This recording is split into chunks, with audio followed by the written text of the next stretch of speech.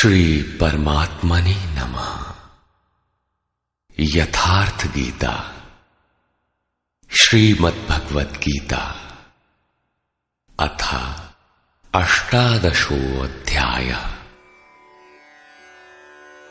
ये गीता का अंतिम अध्याय है, जिसके पूर्वार्ध में योगेश्वर श्री कृष्ण द्वारा प्रस्तुत अनेक प्रश्नों का समाधान है तथा उत्तरार्ध गीता का उपसंहार है कि गीता से लाभ क्या है। 17वें अध्याय में आहार, तप, यज्ञ, दान तथा श्रद्धा का विभाग सहित स्वरूप बताया गया। उसी संदर्भ में त्याग के प्रकार शेष है। अर्जुन ने स्वयं एक प्रश्न रखा कि अर्जुन उवाच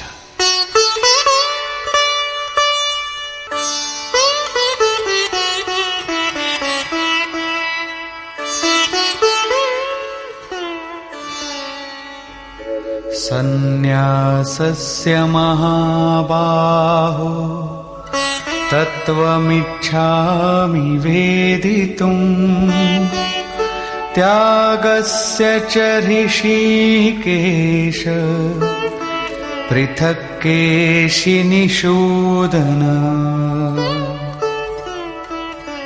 अर्जुन बोला, हे महाबाहो, हे हृदय के सर्वस्व, हे केशिनिषूदन, मैं सन्यास और त्याग के यथार्थ स्वरूप को पृथक पृथक जानना चाहता हूं। पूर्ण त्याग सन्यास है, जहां संकल्प और संस्कारों का भी समापन है, और इससे पहले साधना की पूर्ति के लिए उत्तरोत्तर आसक्ति का त्याग ही त्याग है।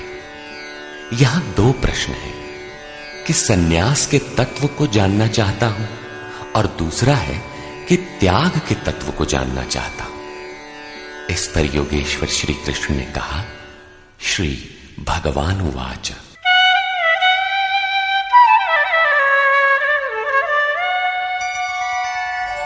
काम्यानां कर्मणां न्यासं सन्न्यासं कवयो विदुः सर्वकर्मफलत्यागम् प्राहुस्त्यागं विचक्षणाः।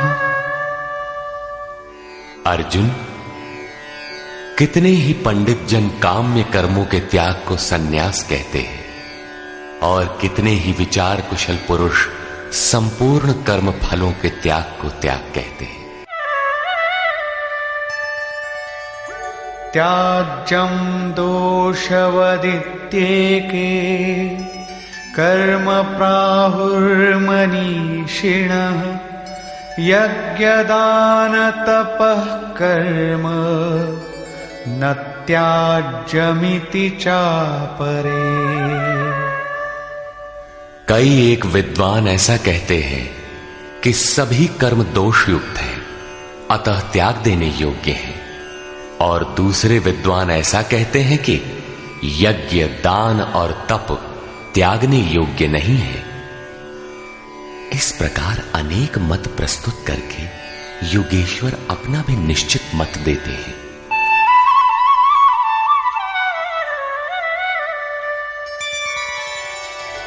निश्चयं शृणु मे तत्र त्यागे भरतसत्तम त्यागो हि पुरुषो व्याघ्र त्रिविधः संप्रकीर्तितः।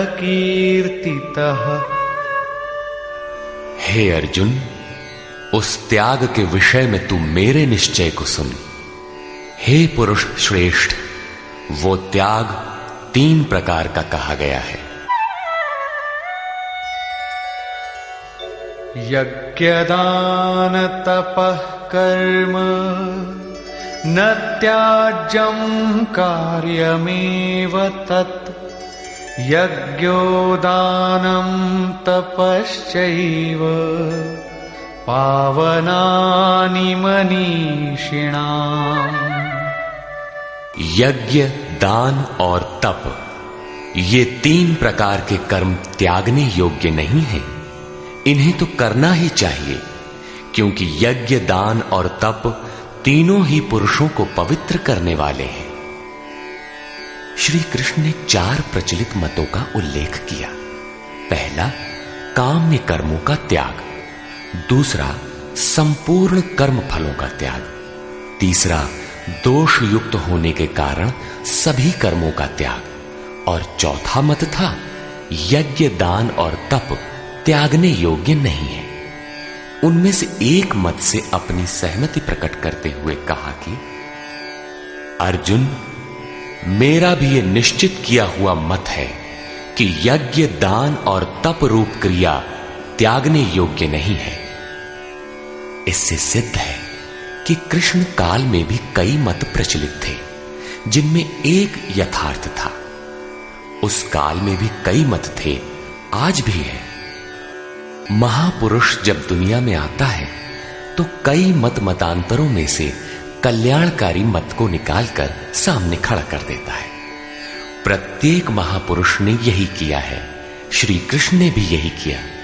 उन्होंने कोई नया मार्ग नहीं बताया, बल्कि प्रचलित कई मतों के बीच सत्य को समर्थन देकर उसे स्पष्ट कर दिया।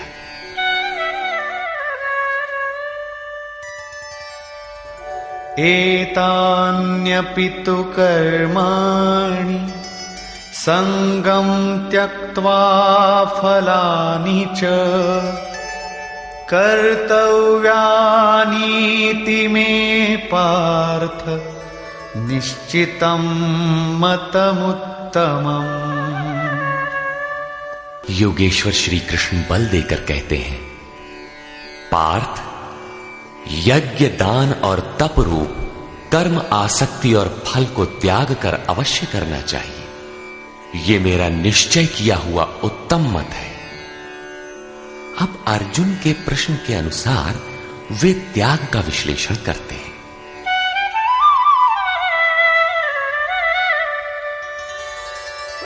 नियतस्य तु सन्न्यासः कर्मणो नोपपद्यते मोहात्तस्य परित्यागस्तामसः परिकीर्तितः।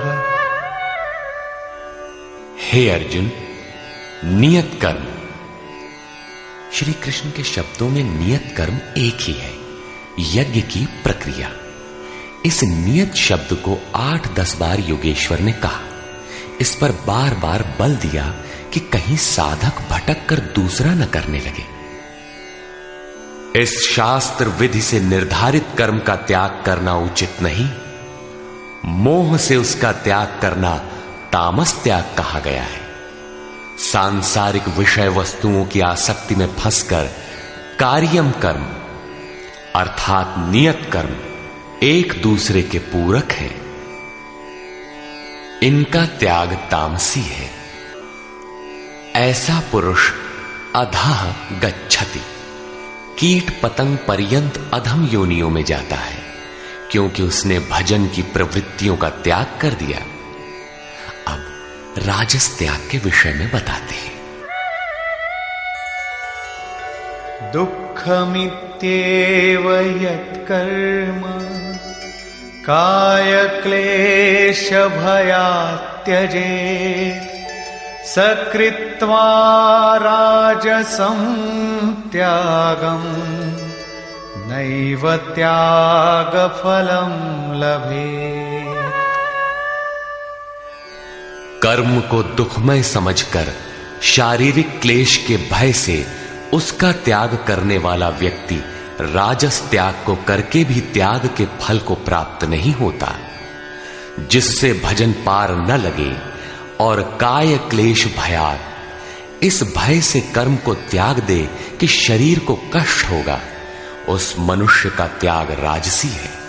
उसे त्याग का फल परम शांति नहीं प्राप्त होती। तथा कार्यमित्येव यत्कर्म नियतं क्रियते अर्जुन संगं त्यक्त्वा फलं चैव सत्यागः सात्विको मतः।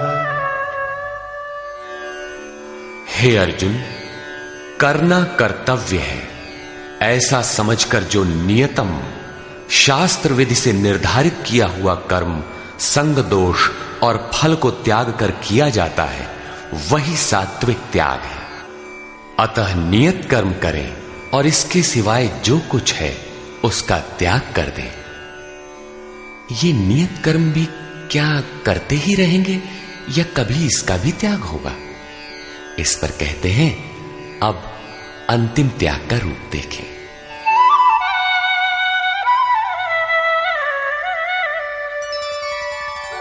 न द्वेष्ट्य कुशलं कर्म कुशलेनानुषज्यते त्यागी सत्त्वसमाविष्टो मेधावी छिन्न संशयः। हे अर्जुन, जो पुरुष अकुशलम कर्म अर्थात अकल्याणकारी कर्म से, शास्त्र नियत कर्म ही कल्याणकारी है, इसके विरोध में जो कुछ है इसी लोक का बंधन है, इसलिए अकल्याणकारी है, ऐसे कर्मों से द्वेष नहीं करता और अकल्याणकारी कर्म में आसक्त नहीं होता। जो करना था वो भी शेष नहीं है, ऐसा सत्व से संयुक्त पुरुष संशय रहित, ज्ञानवान और त्यागी है। उसने सब कुछ त्यागा है, लेकिन प्राप्ति के साथ वो पूर्ण त्याग ही सन्यास है। हो सकता है और कोई सरल रास्ता हो? इस पर कहते हैं, नहीं। नहि देहभृता शक्यं त्यक्तुं कर्माण्यशेषतः यस्तु कर्मफलत्यागी सत्यागीत्यभिधीयते।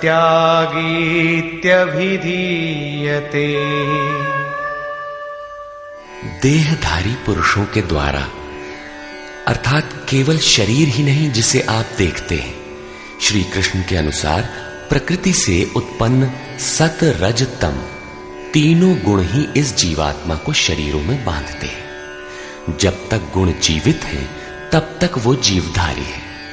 किसी न किसी रूप में शरीर परिवर्तित होता रहेगा, देह के कारण जब तक जीवित है। देहधारी पुरुषों के द्वारा संपूर्णता से सब कर्मों का त्याग संभव नहीं है, इसलिए जो पुरुष कर्म के फल का त्यागी है वही त्यागी है, ऐसा कहा जाता है।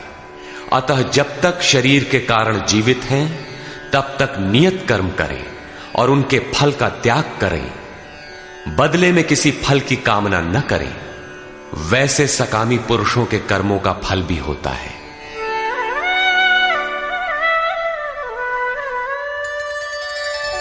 अनिष्टमिष्टं मिश्रञ्च त्रिविधं कर्मणः फलम् भवत्यत्यागिनां प्रीत्य न तु सन्न्यासिनां क्वचित्। सकामी पुरुषों के कर्मों का अच्छा, बुरा और मिला हुआ ऐसा 3 प्रकार का फल मरने के पश्चात भी होता है। जन्म जन्मांतरों तक मिलता है, किंतु सन्यासी नाम सर्वस्व का न्यास अर्थात अंत करने वाले पूर्ण त्यागी पुरुषों के कर्मों का फल किसी भी काल में नहीं होता। यही शुद्ध सन्यास है। सन्यास चरमोत्कृष्ट अवस्था है। भले बुरे कर्मों का फल तथा पूर्ण न्यास काल में उनके अंत का प्रश्न पूरा हुआ। अब पुरुष के द्वारा शुभ अथवा अशुभ कर्म होने में क्या कारण है, इस पर देखें।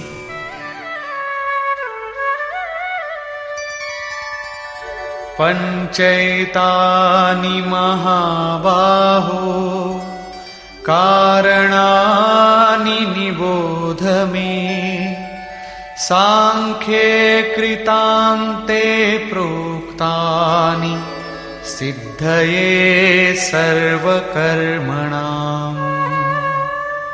हे महाबाहो, संपूर्ण कर्मों की सिद्धि के लिए 5 कारण सांख्य सिद्धांत में कहे गए हैं। उन्हें तू मुझसे भली प्रकार जान। अधिष्ठानं तथा कर्ता करणं च पृथग्विधम् विविधाश्च पृथक् चेष्टा दैवं चैवात्र पंचमम्। इस विषय में कर्ता अर्थात ये मन, पृथक पृथक करण अर्थात जिनके द्वारा किया जाता है, यदि शुभ पार लगता है तो विवेक, वैराग्य, शम, दम, त्याग, अनवरत चिंतन की प्रवृत्तियां करण होंगी। यदि अशुभ पार लगता है तो काम, क्रोध, राग, द्वेष, लिप्सा इत्यादि करण होंगे। इनके द्वारा प्रेरित होंगे नाना प्रकार की न्यारी न्यारी चेष्टाएं अर्थात अनंत इच्छाएं। आधार अर्थात साधन, जिस इच्छा के साथ साधन मिला वही इच्छा पूरी होने लगती है। और 5वां हेतु है दैव अथवा संस्कार। इसकी पुष्टि करते हैं। शरीरवाङ् मनोभिर्यत् कर्म प्रारभते नरः न्याय्यं वा विपरीतं वा पंचैते तस्य हेतवः। मनुष्य मन, वाणी अथवा शरीर से शास्त्र के अनुसार अथवा विपरीत जो कुछ कर्म आरंभ करता है, उनके ये 5 ही कारण हैं। परंतु ऐसा होने पर भी तत्रैवं सति कर्तारम् आत्मानं केवलं तु यः पश्यत्यकृतबुद्धित्वान् न स पश्यति दुर्मतिः। जो पुरुष अशुद्ध बुद्धि के कारण उस विषय में कैवल्य स्वरूप आत्मा को कर्ता देखता है, वो दुर्बुद्धि यथार्थ नहीं देखता अर्थात भगवान नहीं करते। इस प्रश्न पर योगेश्वर श्री कृष्ण ने दूसरी बार बल दिया। अध्याय 5 में उन्होंने कहा था कि वो प्रभु न करता है, न कराता है, न क्रिया के संयोग को जोड़ता है। तो लोग कहते क्यों हैं? मोह से लोगों की बुद्धि आवृत है, इसलिए जो कुछ भी कह सकते हैं। यहां भी कहते हैं कर्म होने में 5 कारण हैं। उसके बावजूद भी जो कैवल्य स्वरूप परमात्मा को करता देखता है, वो मूढ़ बुद्धि अर्थात दुर्बुद्धि यथार्थ नहीं देखता अर्थात भगवान नहीं करते। जबकि अर्जुन के लिए वे ताल ठोक कर खड़े हो जाते। निमित्त मात्रम भव, कि करता धरता तो मैं हूं, तू निमित्त बनकर खड़ा भर रहे। अंततः वे महापुरुष कहना क्या चाहते हैं? वस्तुतः भगवान और प्रकृति के बीच एक आकर्षण रेखा है। जब तक साधक प्रकृति की सीमा में है, भगवान नहीं करते। बहुत समीप रहकर भी दृष्टा रूप में ही रहते हैं। अनन्य भाव से इष्ट को पकड़ने पर वे हृदय देश से संचालक बन जाते हैं। साधक प्रकृति की आकर्षण सीमा से निकलकर उनके क्षेत्र में आ जाता है। ऐसे अनुरागी के लिए वे ताल ठोंककर सदैव खड़े रहते हैं। केवल उसी के लिए भगवान करते हैं। अतः चिंतन करें। प्रश्न पूरा हुआ। आगे देखें। यस्य नाहं कृतो भावो बुद्धिर्यस्य न लिप्यते हत्वापि स इमान् लोकान् न हन्ति न निबध्यते। जिस पुरुष के अंतःकरण में मैं करता हूं ऐसा भाव नहीं है तथा जिसकी बुद्धि लिपायमान नहीं होती, वो पुरुष इन सब लोकों को मारकर भी वास्तव में न तो मारता है और न बंधता है। लोक संबंधी संस्कारों का विलय ही लोक संहार है। अब उस नियत कर्म की प्रेरणा कैसे होती है, इस पर देखें।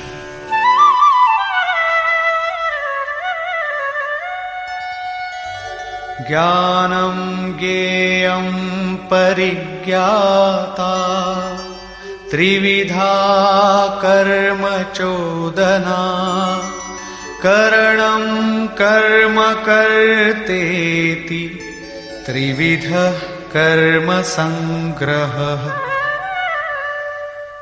अर्जुन, परिज्ञाता अर्थात पूर्ण ज्ञाता महापुरुषों से ज्ञानम, उसको जानने की विधि से, और ज्ञेय, जानने योग्य वस्तु।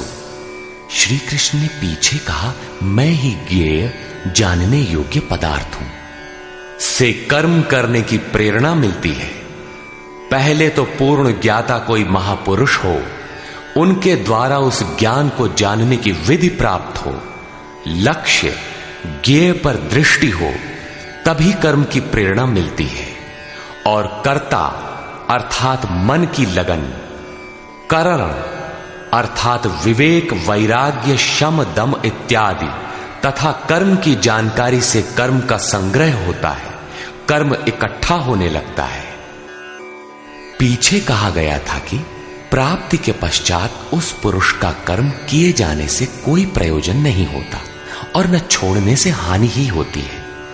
फिर भी लोक संग्रह अर्थात पीछे वालों के हृदय में कल्याणकारी साधनों के संग्रह के लिए वो कर्म में बरतता है। कर्ता, करण और कर्म के द्वारा इनका संग्रह होता है। ज्ञान, कर्म और कर्ता के भी तीन तीन भेद हैं। ज्ञानम कर्म च कर्ता च त्रिधैव गुण भेदतः प्रोच्यते गुण संख्यानि यथावत् शृणुतान्यपि। ज्ञान, कर्म तथा कर्ता भी गुणों के भेद से सांख्य शास्त्र में तीन तीन प्रकार के कहे गए हैं, उन्हें भी तू यथावत सुन। प्रस्तुत है पहले ज्ञान का भेद। सर्वभूतेषु येनैकं भावमव्ययमीक्षते अविभक्तं विभक्तेषु तज्ज्ञानं विद्धि सात्विकम्। अर्जुन, जिस ज्ञान से मनुष्य पृथक पृथक सब भूतों में एक अविनाशी परमात्म भाव को विभाग रहित एक रस देखता है, उस ज्ञान को तू सात्विक जान। ज्ञान प्रत्यक्ष अनुभूति है, जिसके साथ ही गुणों का अंत होना है। ये ज्ञान की परिपक्व अवस्था है। अब राजस ज्ञान देखें। पृथक्त्वेन तु यज्ज्ञानं नानाभावान् पृथक्विधान् वेत्ति सर्वेषु भूतेषु तज्ज्ञानं विद्धि राजसम्। जो ज्ञान संपूर्ण भूतों में भिन्न प्रकार के अनेक भावों को अलग अलग करके जानता है कि ये अच्छा है, ये बुरे हैं, उस ज्ञान को तू राजस जान। ऐसी स्थिति है तो राजसी स्तर पर तुम्हारा ज्ञान है।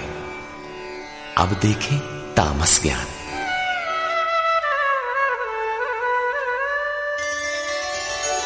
यत्तु कृत्स्नवदेकस्मिन् कार्ये सक्तमहैतुकम् अतत्त्वार्थवदल्पञ्च तत्तामसमुदाहृतम्। जो ज्ञान एकमात्र शरीर में ही संपूर्णता के सदृश आसक्त है, युक्ति रहित अर्थात जिसके पीछे कोई क्रिया नहीं है, तत्व के अर्थ स्वरूप परमात्मा की जानकारी से अलग करने वाला और तुच्छ है, वो ज्ञान तामस कहा जाता है। अब प्रस्तुत है कर्म के 3 भेद।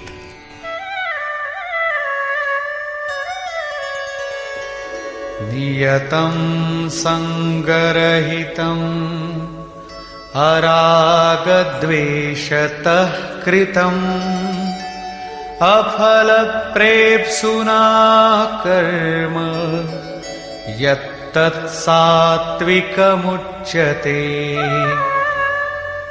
जो कर्म नियतम शास्त्र विधि से निर्धारित है, अन्य नहीं, संग दोष और फल को न चाहने वाले पुरुष द्वारा बिना राग द्वेष के किया जाता है, वो कर्म सात्विक कहा जाता है।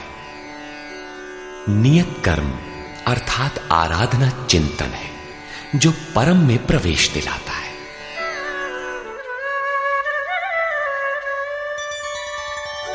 यत्तु कामेप्सुना कर्म साहंकारेण वा पुनः क्रियते बहुलायासं तद्राजसमुदाहृतम्। जो कर्म बहुत परिश्रम से युक्त है, फल को चाहने वाले और अहंकार युक्त पुरुष द्वारा किया जाता है, वो कर्म राजस कहा जाता है।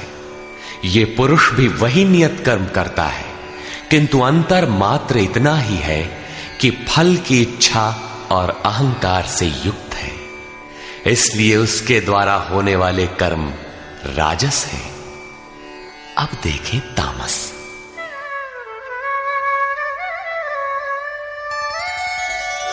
अनुबंधं क्षयं हिंसाम् अनवेक्ष्य च पौरुषं मोहादारभ्यते कर्म यत्तत्तामसमुच्यते। जो कर्म अंततः नष्ट होने वाला है, हिंसा सामर्थ्य को न विचार कर केवल मोहवश आरंभ किया जाता है, वो कर्म तामस कहा है। स्पष्ट है कि ये कर्म शास्त्र का नियत कर्म नहीं है, उसके स्थान पर भ्रांति है। अब देखें कर्ता के लक्षण।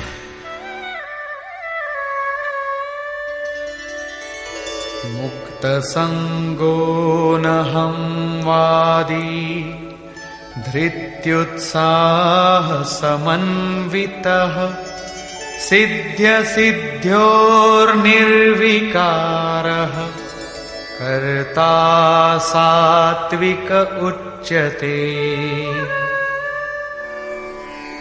जो कर्ता संग दोष से रहित होकर अहंकार के वचन न बोलने वाला, धैर्य और उत्साह से युक्त होकर कार्य के सिद्ध होने और न होने में हर्ष शोक इत्यादि विकारों से सर्वथा रहित होकर कर्म में अर्थात अहिर्निश प्रवृत्त है, वो कर्ता सात्विक कहा जाता है। यही उत्तम साधक के लक्षण है। कर्म वही है, नियत कर्म।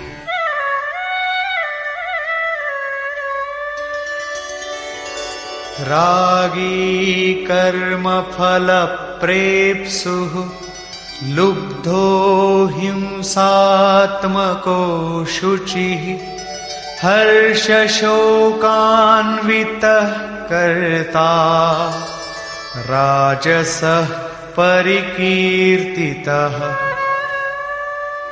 आसक्ति युक्त कर्मों के फल को चाहने वाला, लोलुप, आत्माओं को कष्ट देने वाला, अपवित्र और हर्ष शोक से जो लिप्त है, वो कर्ता राजस कहा गया है।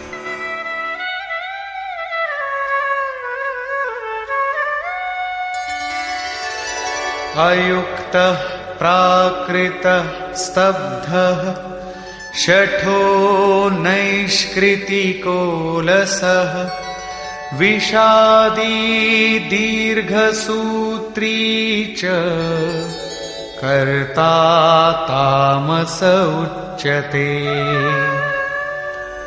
जो चंचल चित्त वाला, असभ्य, घमंडी, धूर्त, दूसरे के कार्यों में बाधा पहुंचाने वाला, शोक करने के स्वभाव वाला, आलसी और दीर्घ सूत्री है कि फिर कर लेंगे, वो कर्ता तामस कहा जाता है। दीर्घ सूत्री कर्म को कल पर टालने वाला है, यद्यपि करने की इच्छा उसे भी रहती है। इस प्रकार कर्ता के लक्षण पूरे हुए। अब योगेश्वर श्री कृष्ण ने नवीन प्रश्न उठाया, बुद्धि, धारणा और सुख के लक्षण।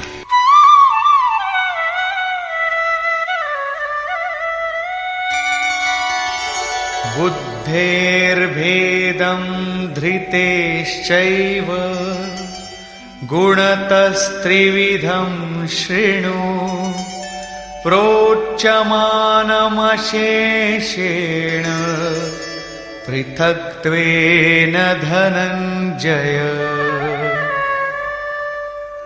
धनंजय, बुद्धि और धारणा शक्ति का भी गुणों के कारण 3 प्रकार का भेद संपूर्णता से विभाग पूर्वक मुझसे सुन।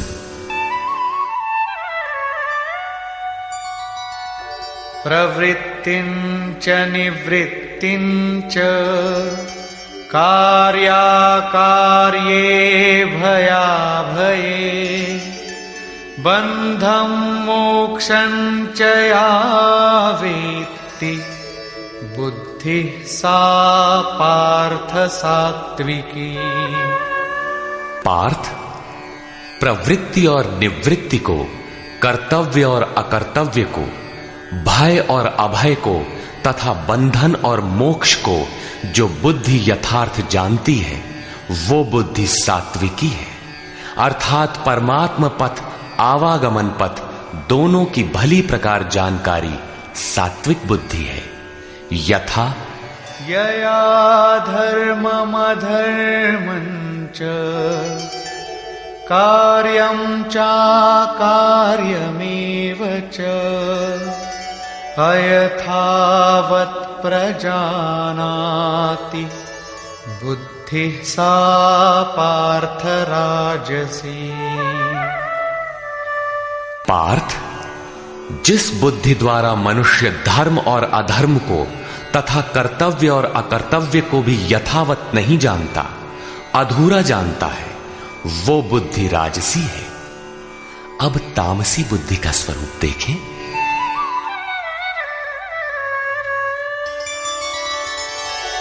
अधर्मं धर्ममिति या मन्यते तमसावृता सर्वार्थान् विपरीतांश्च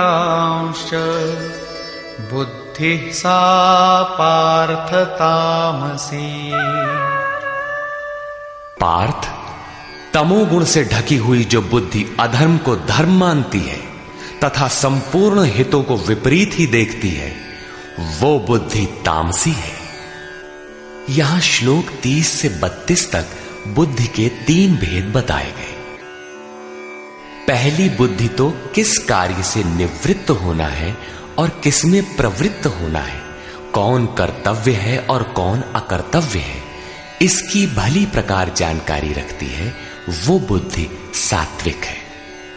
जो कर्तव्य अकर्तव्य को धूमिल ढंग से जानती है, यथार्थ नहीं जानती, वो राजसी बुद्धि है। और अधर्म को धर्म, नश्वर को शाश्वत तथा हित को अहित, इस प्रकार विपरीत जानकारी वाली बुद्धि तामसी है। इस प्रकार बुद्धि के भेद समाप्त हुए। अब प्रस्तुत है दूसरा प्रश्न, धृति, धारणा के 3 भेद।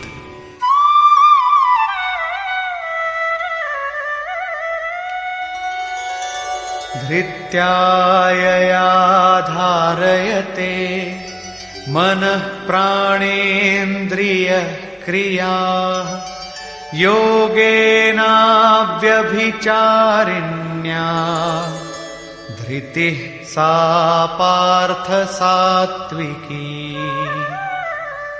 योगेन, यौगिक प्रक्रिया के द्वारा अव्यभिचारिणी, योग चिंतन के अलावा दूसरे किसी स्फुरण का आना व्यभिचार है। चित्त का बहक जाना व्यभिचार है। अतः ऐसी अव्यभिचारिणी धारणा से मनुष्य मन प्राण और इंद्रियों की क्रिया को जो धारण करता है वो धारणा सात्विकी है। अर्थात मन, प्राण और इंद्रियों को इष्ट की दिशा में मोड़ना ही सात्विक धारणा है।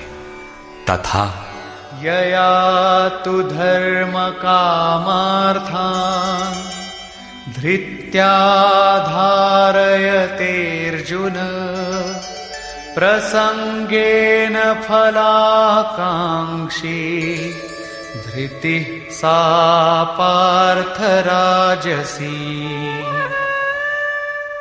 हे पार्थ, फल की इच्छा वाला मनुष्य अति आसक्ति से जिस धारणा के द्वारा केवल धर्म, अर्थ और काम को धारण करता है, अर्थात मोक्ष को नहीं, वो धारणा राजसी है। इस धारणा में भी लक्ष्य वही है, केवल कामना करता है, जो कुछ करता है उसके बदले में चाहता है। अब तामसी धारणा के लक्षण देखें।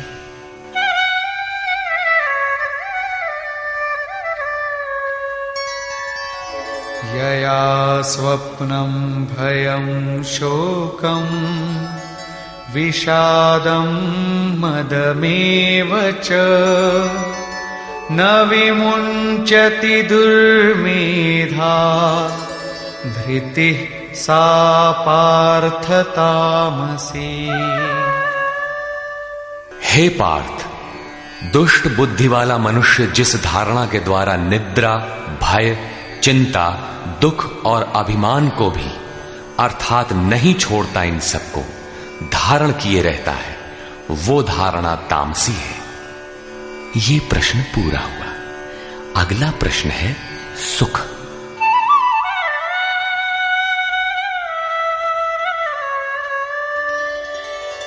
सुखं त्विदानीं त्रिविधम् शृणु मे भरतर्षभ अभ्यासाद्रमते यत्र दुःखान्तं च निगच्छति। अर्जुन, अब सुख भी 3 प्रकार का मुझसे सुन। उनमें से जिस सुख में साधक अभ्यास से रमण करता है, अर्थात चित्त को समेटकर इष्ट में रमण करता है, और जो दुखों का अंत करने वाला है, तथा यत्तदग्रे विषमिव परिणामे मृतोपमम् तत्सुखं सात्विकं प्रोक्तम् आत्मबुद्धिप्रसादजम्।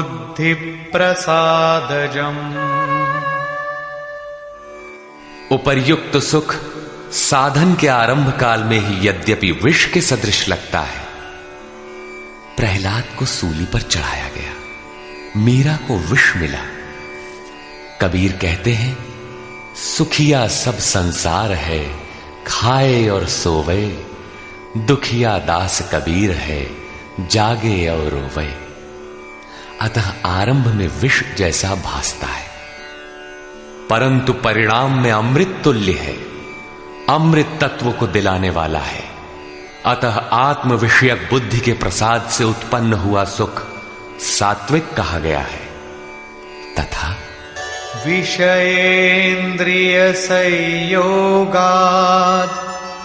यत्तदग्रे मृतोपमम् परिणामे विषमिव तत्सुखं राजसं स्मृतम्। जो सुख विषय और इंद्रियों के संयोग से होता है, वो यद्यपि भोग काल में अमृत के सदृश लगता है, किंतु परिणाम में विष के सदृश है, क्योंकि जन्म मृत्यु का कारण है। वो सुख राजस कहा गया है। तथा यदग्रे चानुबंधे च सुखं मोहनमात्मनः निद्रालस्य प्रमादोत्थम् तत्तामसमुदाहृतम्।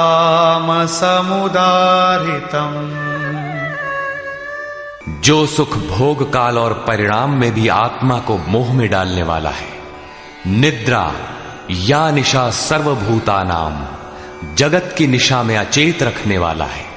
आलस्य और व्यर्थ की चेष्टाओं से उत्पन्न वो सुख तामस कहा गया है।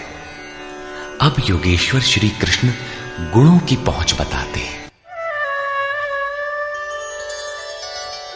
न तदस्ति पृथिव्यां वा दिवि देवेषु वा पुनः सत्वं प्रकृतिजैर्मुक्तम् यदेभिः स्यात् त्रिभिर्गुणैः। अर्जुन, पृथ्वी में, स्वर्ग में अथवा देवताओं में ऐसा कोई भी प्राणी नहीं जो प्रकृति से उत्पन्न हुए तीनों गुणों से रहित हो, अर्थात ब्रह्मा से लेकर कीट पतंग यावन मात्र जगत क्षणभंगुर मरने जीने वाला है, तीनों गुणों के अंतर्गत है। अर्थात देवता भी तीनों गुणों का विकार है, नश्वर है। यहां वाय देवताओं को योगेश्वर ने चौथी बार लिया। अध्याय 7, 9, 17 तथा यहां 18वें अध्याय में इन सब का एक ही अर्थ है कि देवता तीनों गुणों के अंतर्गत है। जो इन्हें भजता है नश्वर की पूजा करता है। भागवत में भी श्री ऋषभ देव जी के 9 योगीश्वर पुत्रों का प्रसिद्ध आख्यान है, जिसमें उपदेश देते हुए कहते हैं कि स्त्री पुरुष में प्रेम के लिए शंकर पार्वती की, आरोग्य के लिए अश्विनी कुमारों की, विजय के लिए इंद्र की तथा धन के लिए कुबेर की पूजा करें। इसी तरह विविध कामनाएं बताकर अंत में निर्णय देते हैं कि संपूर्ण कामनाओं की पूर्ति और मोक्ष के लिए तो एकमात्र नारायण की ही पूजा करनी चाहिए। तुलसी मूलहि सींचिए, फूलई फलई अघाई। अस्तु सर्वव्यापक प्रभु का स्मरण करें, जिसकी पूर्ति के लिए सद्गुरु की शरण, निष्कपट भाव से प्रश्न और सेवा एकमात्र उपाय है। आसुरी और दैवी संपद अंतःकरण की 2 वृत्तियां हैं, जिसमें दैवी संपद परम देव परमात्मा का दिग्दर्शन कराती है, इसलिए दैवी कही जाती है। किंतु ये भी तीनों गुणों के ही अंतर्गत है। गुण शांत होने के पश्चात इनकी भी शांति हो जाती है। तत्पश्चात उस आत्म तृप्त योगी के लिए कोई भी कर्तव्य शेष नहीं रह जाता। अब प्रस्तुत है पीछे से आरंभ हुआ प्रश्न, वर्ण व्यवस्था।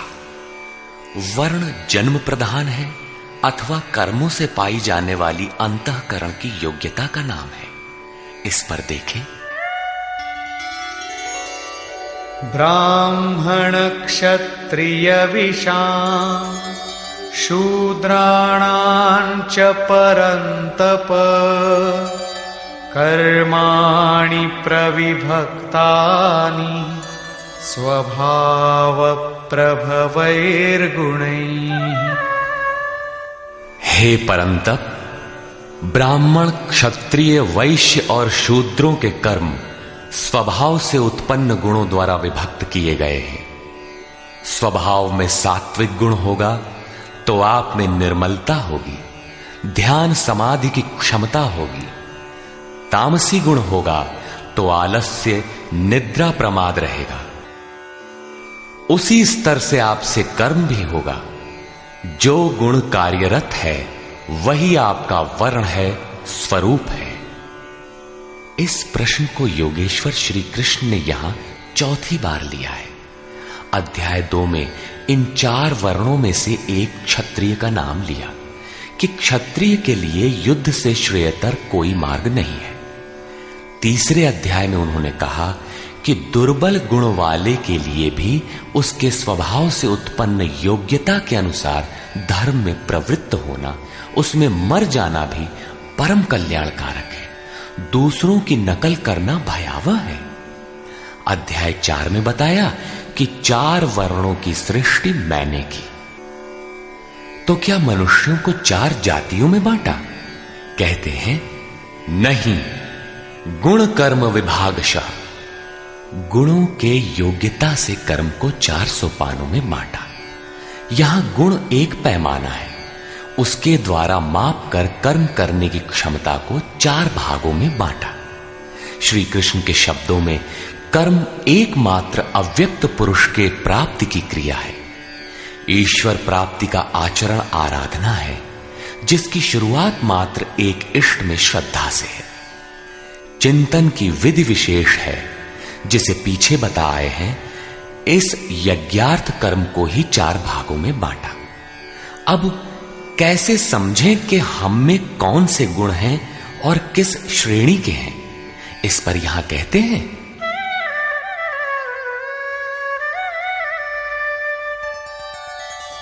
शमोदमस्तपः शौचम् क्षान्तिरार्जवमेव च ज्ञानं विज्ञानमास्तिक्यम् ब्रह्म कर्म स्वभावजम्।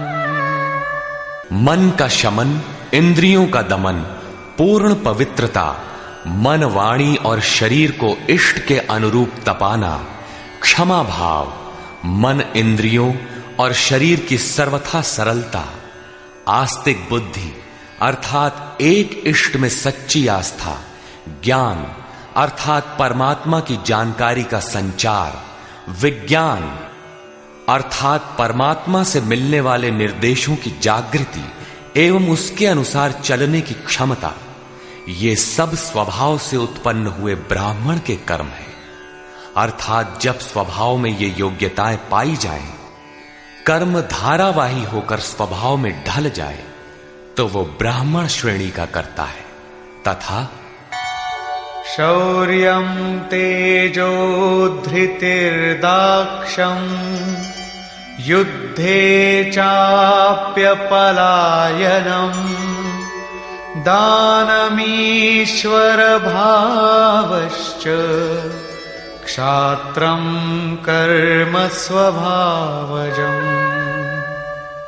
शूरवीरता, ईश्वरीय तेज का मिलना, धैर्य, चिंतन में दक्षता अर्थात कर्मसु कौशलम, कर्म करने में दक्षता, प्रकृति के संघर्ष से न भागने का स्वभाव, दान अर्थात सर्वस्व का समर्पण, सब भावों पर स्वामी भाव अर्थात ईश्वर भाव, ये सब क्षत्रिय के स्वभावजम, स्वभाव से उत्पन्न हुए कर्म है। स्वभाव में ये योग्यताएं पाई जाती हैं तो वो कर्ता क्षत्रिय है। अब प्रस्तुत है वैश्य तथा शूद्र का स्वरूप।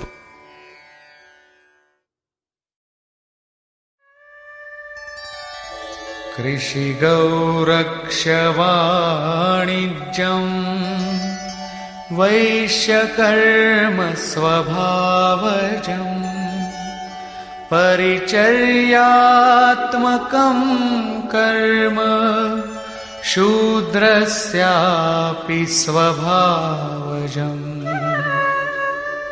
कृषि, गोरक्षा और व्यवसाय वैश्य के स्वभावजन्य कर्म है। गोपालन ही क्यों, भैंस को मार डालें, बकरी न रखें, ऐसा कुछ नहीं है। सुदूर वैदिक वाडहमय में गो शब्द अंतःकरण एवं इंद्रियों के लिए प्रचलित था। गोरक्षा का अर्थ है इंद्रियों की रक्षा। विवेक, वैराग्य, शम, दम के द्वारा इंद्रियां सुरक्षित होती हैं। काम, क्रोध, लोभ, मोह के द्वारा ये विभक्त हो जाती हैं, क्षीण हो जाती हैं। आत्मिक संपत्ति ही स्थिर संपत्ति है। ये अपना निज धन है, जो एक बार साथ हो जाने पर सदैव साथ देती है।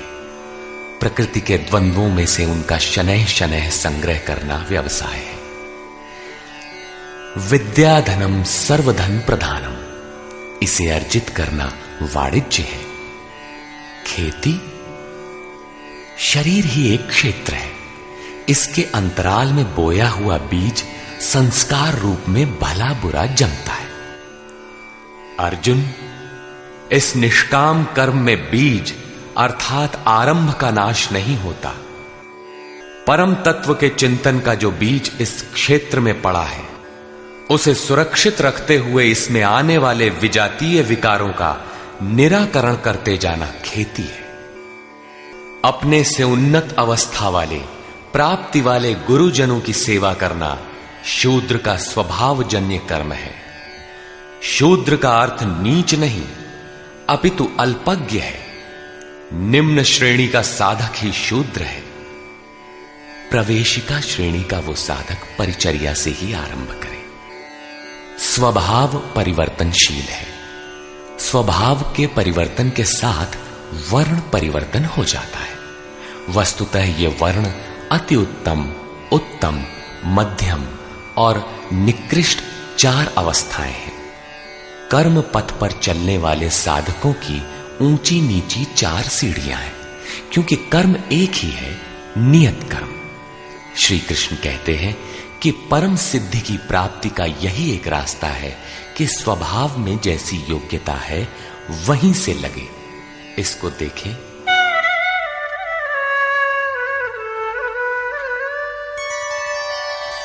स्वे स्वे कर्मण्यभिरतः संसिद्धिं लभते नरः स्वकर्मनिरतः सिद्धिं यथा विन्दति तच्छृणु। अपने अपने स्वभाव में पाई जाने वाली योग्यता के अनुसार कर्म में लगा हुआ मनुष्य संसिद्धिम, भगवत प्राप्ति रूपी परम सिद्धि को प्राप्त होता है। पहले भी कहे आए हैं, इस कर्म को करके तू परम सिद्धि को प्राप्त होगा। कौन सा कर्म करके? अर्जुन, तू शास्त्र विधि से निर्धारित कर्म, यज्ञार्थ कर्म कर। अब स्वकर्म करने की क्षमता के अनुसार कर्म में लगा हुआ मनुष्य परम सिद्धि को किस प्रकार प्राप्त होता है, वो विधि तुम मुझसे सुन। ध्यान दे। यतः प्रवृत्तिर्भूतानां येन सर्वमिदं ततं स्वकर्मणा तमभ्यर्च्य सिद्धिं विन्दति मानवः। जिस परमात्मा से सब भूतों की उत्पत्ति हुई, जिससे ये संपूर्ण जगत व्याप्त है, उस परमेश्वर को स्वकर्मणा, अपने स्वभाव से उत्पन्न हुए कर्म के द्वारा अर्चन कर परम सिद्धि को प्राप्त होता है। अतः परमात्मा की भावना और परमात्मा का ही सर्वांगीण अर्चन और क्रमशः चलना आवश्यक है। जैसे कोई बड़ी कक्षा में बैठ जाए तो छोटी भी खो देगा और बड़ी तो मिलेगी ही नहीं। अतः इस कर्म पथ पर सोपानशः चलने का विधान है। जैसे अध्याय 18 के 6 श्लोक में। इसी पर पुनः बल देते हुए कहते हैं कि आप अल्पज्ञ ही क्यों ना हो, वहीं से आरंभ करें। वो विधि है परमात्मा के प्रति समर्पण।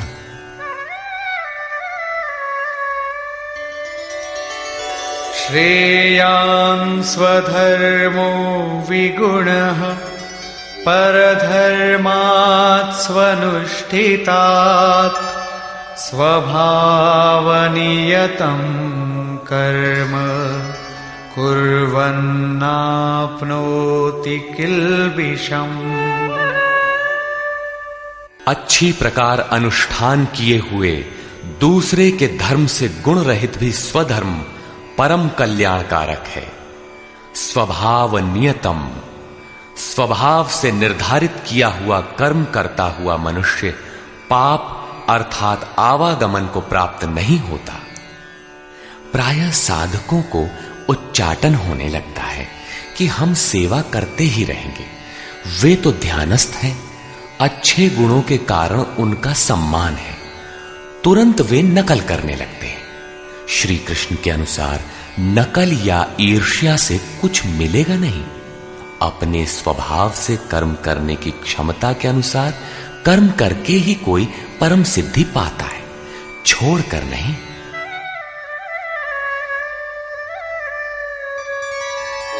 सहजं कर्म कौन्तेय सदोषमपि न त्यजेत्। सर्वारम्भा हि दोषेण धूमेनाग्निरिवावृताः। कौन्तेय, दोष युक्त अल्पज्ञ अवस्था वाला है तो सिद्ध है कि अभी दोषों का बाहुल्य है। ऐसा दोष युक्त भी सहजम कर्म, स्वभाव से उत्पन्न सहज कर्म को नहीं त्यागना चाहिए, क्योंकि धुएं से अग्नि के सदृश सभी कर्म किसी न किसी दोष से आवृत्त हैं। ब्राह्मण श्रेणी ही सही, कर्म तो करना पड़ रहा है। स्थिति नहीं मिली तब तक दोष विद्यमान है, प्रकृति का आवरण विद्यमान है। दोषों का अंत वहां होगा जहां ब्राह्मण श्रेणी का कर्म भी ब्रह्म में प्रवेश के साथ विलय हो जाता है। उस प्राप्ति वाले का लक्षण क्या है जहां कर्मों से प्रयोजन नहीं रह जाता?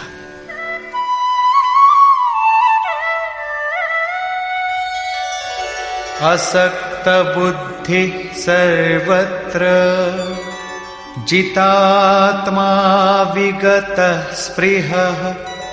नैष्कर्म्य सिद्धिं परमां सन्न्यासेनाधिगच्छति। सर्वत्र आसक्ति से रहित बुद्धि वाला, स्पृहा से सर्वथा रहित, जीते हुए अंतःकरण वाला पुरुष सन्यासी नाम सर्वस्व के न्यास की अवस्था में परम नैष्कर्म्य की सिद्धि को प्राप्त होता है। यहां सन्यास और परम नैष्कर्म्य सिद्धि पर्याय है। यहां सांख्य योगी वहीं पहुंचता है जहां की निष्काम कर्मयोगी। ये उपलब्धि दोनों मार्गियों के लिए समान है। अब परम नैष्कर्म्य सिद्धि को प्राप्त हुआ पुरुष जैसे ब्रह्म को प्राप्त होता है, उसका संक्षेप में चित्रण करते हैं।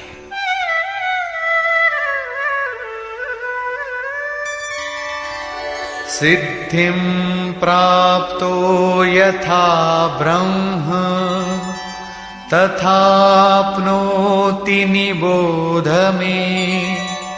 समासेनैव कौन्तेय निष्ठा ज्ञानस्य या परा। कौन्तेय, जो ज्ञान की परानिष्ठा है, पराकाष्ठा है, उस परम सिद्धि को प्राप्त हुआ पुरुष ब्रह्म को जैसे प्राप्त होता है, उस विधि को तू मुझसे संक्षेप में जान। अगले श्लोक में वही विधि बता रहे हैं, ध्यान दे। बुद्ध्या विशुद्धया युक्तो धृत्यात्मानं नियम्य च। शब्दादीन् विषयांस् त्यक्त्वा रागद्वेषौ व्युदस्य च। विविक्तसेवी लघ्वाशी यत वाक्कायमानसः। ध्यानयोगपरो नित्यम् वैराग्यं समुपाश्रितः। अर्जुन, विशेष रूप से शुद्ध बुद्धि से युक्त एकांत और शुभ देश का सेवन करने वाला, साधना में जितना सहायक हो उतना ही आहार करने वाला, जीते हुए मन, वाणी और शरीर वाला, दृढ़ वैराग्य को भली प्रकार प्राप्त हुआ पुरुष निरंतर ध्यान योग के परायण और ऐसी धारणा से युक्त, अर्थात इसी सब को धारण करने वाला तथा अंतःकरण को वश में करके शब्दादिक विषयों को त्याग कर, राग द्वेष को नष्ट करके तथा अहंकारं बलं दर्पं कामं क्रोधं परिग्रहं विमुच्य निर्ममः शान्तो ब्रह्मभूयाय कल्पते। अहंकार, बल, घमंड, काम, क्रोध, बाह्य वस्तुओं और आंतरिक चिंतनों का त्याग कर ममता रहित शांत अंतःकरण हुआ पुरुष पर ब्रह्म के साथ एक ही भाव होने के लिए योग्य होता है। आगे देखें।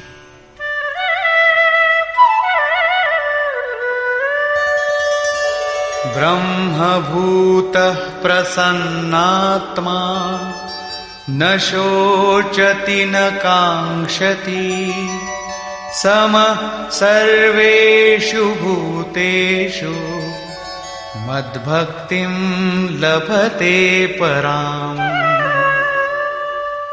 ब्रह्म के साथ एक ही भाव होने की योग्यता वाला वो प्रसन्न चित्त पुरुष न तो किसी वस्तु के लिए शोक करता है और न किसी की आकांक्षा ही करता है। सब भूतों में समभाव हुआ वो भक्ति की पराकाष्ठा पर है। भक्ति अपना परिणाम देने की स्थिति में है जहां ब्रह्म में प्रवेश मिलता है। अब भक्त्या मामभिजानाति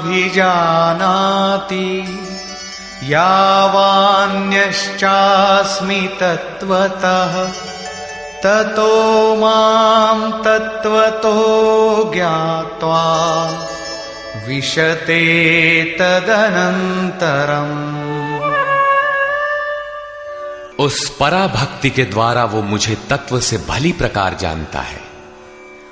वो तत्व है क्या? मैं जो और जिस प्रभाव वाला हूं, अजर अमर शाश्वत जिन अलौकिक गुणधर्मों वाला हूं, उसे जानता है और मुझे तत्व से जानकर तत्काल ही मुझ में प्रवेश कर जाता है। प्राप्ति काल में तो भगवान दिखाई पड़ते हैं और प्राप्ति के ठीक बाद तत्क्षण वो अपने ही आत्म स्वरूप को उन ईश्वरीय गुण धर्मों से युक्त पाता है कि आत्मा ही अजर अमर शाश्वत अव्यक्त और सनातन है। अहंकार, बल, दर्प, काम, क्रोध, मद, मोह इत्यादि प्रकृति में गिराने वाले विकार जब सर्वथा शांत हो जाते हैं और विवेक, वैराग्य, शम, दम, एकांत सेवन, ध्यान इत्यादि ब्रह्म में प्रवेश दिलाने वाली योग्यताएं जब पूर्णतया परिपक्व हो जाती हैं, उस समय वो ब्रह्म को जानने योग्य होता है। उस योग्यता का नाम ही पराभक्ति है। इसी योग्यता द्वारा वो तत्व को जानता है। तत्व है क्या? मुझे जानता है। भगवान जो है, जिन विभूतियों से युक्त है, उसे जानता है और मुझे जानकर तत्क्षण मुझ में ही स्थित हो जाता है। अर्थात ब्रह्म, तत्व, ईश्वर, परमात्मा और आत्मा एक दूसरे के पर्याय हैं। एक की जानकारी के साथ ही इन सब की जानकारी हो जाती है। यही परम सिद्धि, परम गति, परम धाम भी है। अतः गीता का दृढ़ निश्चय है कि सन्यास और निष्काम कर्मयोग दोनों ही परिस्थितियों में परम नैष्कर्म्य सिद्धि को पाने के लिए नियत कर्म अर्थात चिंतन अनिवार्य है। अब तक तो सन्यासी के लिए भजन चिंतन पर बल दिया और अब समर्पण कहकर उसी वार्ता को निष्काम कर्मयोगी के लिए भी कहते हैं। सर्वकर्माण्यपि सदा कुर्वाणो मद्व्यपाश्रयः मत्प्रसादादवाप्नोति शाश्वतं पदमव्ययम्। मुझ पर विशेष रूप से आश्रित हुआ पुरुष संपूर्ण कर्मों को सदा करता हुआ लेश मात्र भी त्रुटि न रख कर करता हुआ मेरे कृपा प्रसाद से शाश्वत अविनाशी परम पद को प्राप्त होता है। कर्म वही है, नियत कर्म, यज्ञ की प्रक्रिया। पूर्ण योगेश्वर सद्गुरु के आश्रित साधक उनके कृपा प्रसाद से शीघ्र पा जाता है, अतः उसे पाने के लिए समर्पण आवश्यक है। चेतसा सर्वकर्माणि मयि सन्न्यस्य मत्परः बुद्धियोगमुपाश्रित्य मच्चित्तः सततं भव। अतः अर्जुन, संपूर्ण कर्मों को अर्थात जितना कुछ तुझसे बन पड़ता है मन से मुझे अर्पित करके, अपने भरोसे नहीं बल्कि मुझे समर्पण करके मेरे परायण हुआ बुद्धि योग अर्थात योग की बुद्धि का अवलंबन करके निरंतर मुझ में चित्त को लगा। योग एक ही है जो सर्वथा दुखों का अंत करने वाला और परम तत्व परमात्मा में प्रवेश दिलाने वाला है। उसकी क्रिया भी एक ही है, यज्ञ की प्रक्रिया जो मन तथा इंद्रियों के संयम, श्वास प्रश्वास तथा ध्यान इत्यादि पर निर्भर है, जिसका परिणाम भी एक ही है, यान्ति ब्रह्म सनातनम। इसी पर आगे कहते हैं,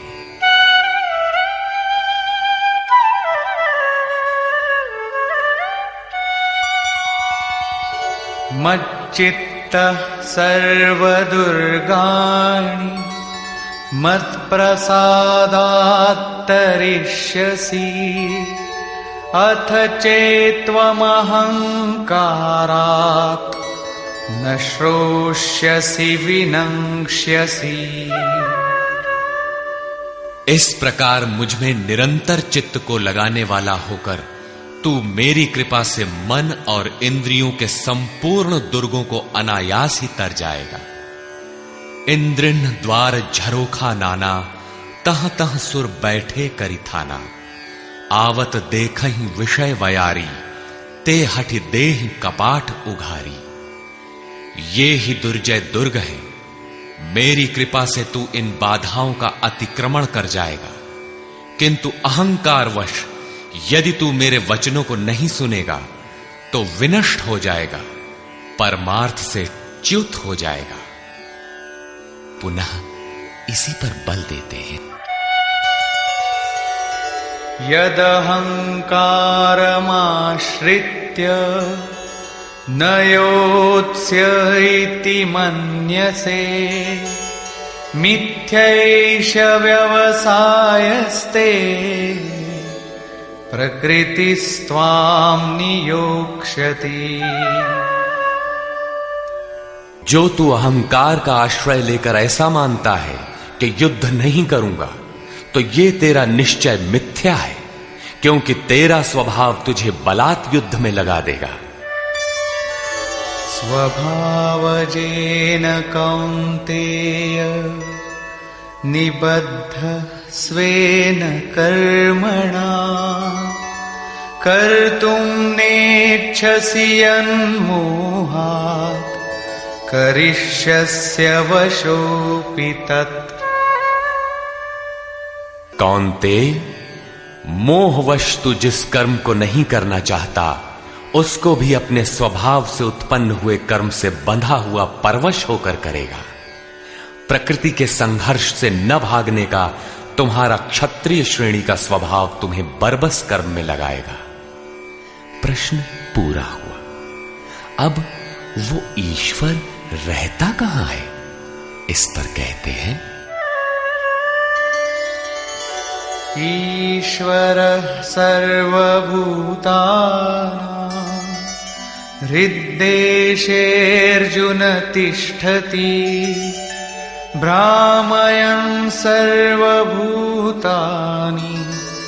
यन्त्रारूढानि मायया। अर्जुन, वो ईश्वर संपूर्ण भूत प्राणियों के हृदय देश में निवास करता है। इतना समीप है तो लोग जानते क्यों नहीं?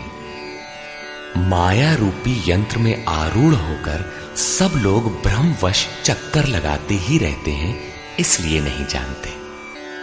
ये यंत्र बड़ा बाधक है जो बार बार नश्वर कलेवरों अर्थात शरीरों में घुमाता रहता है। तो शरण किसकी लें?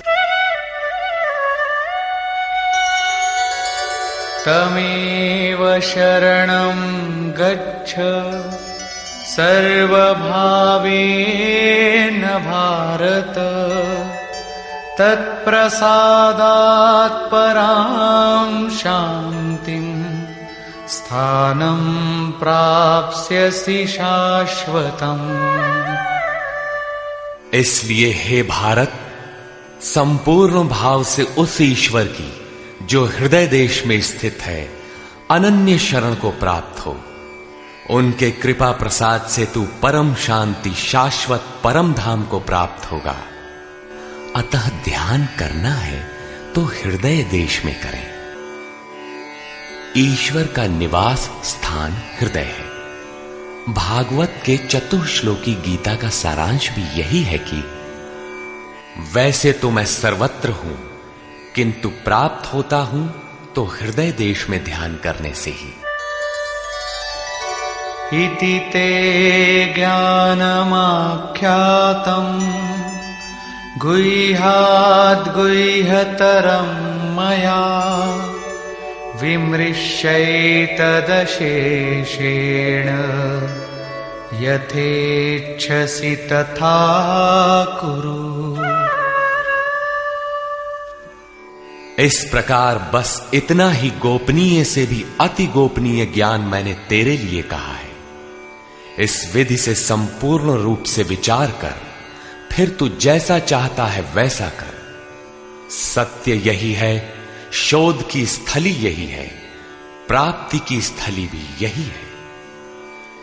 किंतु हृदय स्थित ईश्वर दिखाई नहीं देता, इस पर उपाय बताते हैं।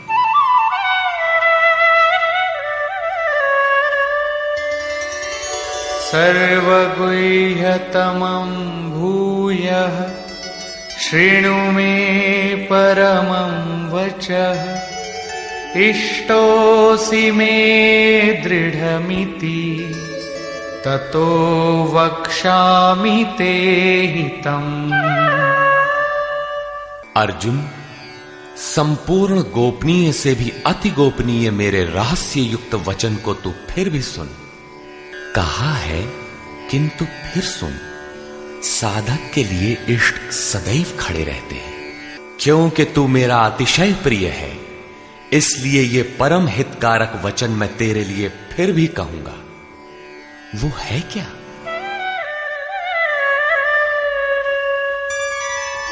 मन्मना भव मद्भक्तो मद्याजी मां नमस्कुरु, मामे वैष्यसि सत्यं ते प्रतिजाने प्रियोऽसि मे।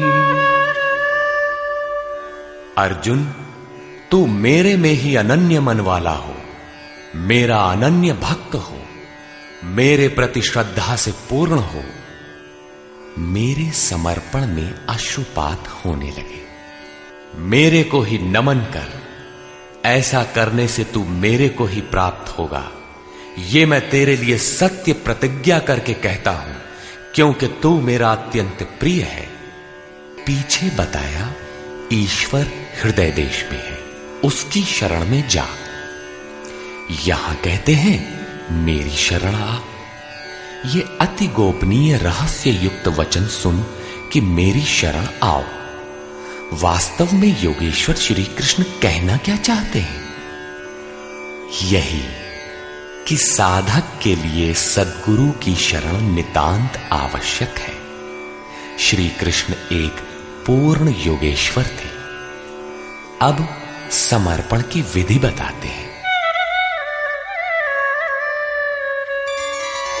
सर्वधर्मान् परित्यज्य मामेकं शरणं व्रज अहं त्वा सर्वपापेभ्यो मोक्षयिष्यामि मा शुचः।